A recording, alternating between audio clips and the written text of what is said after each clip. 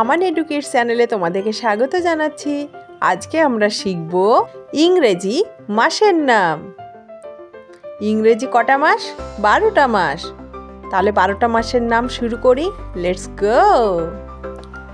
January,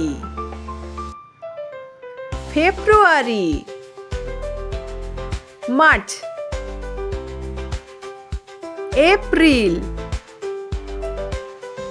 May, June, July,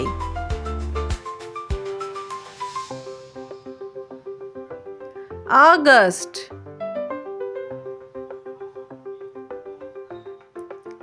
September, October,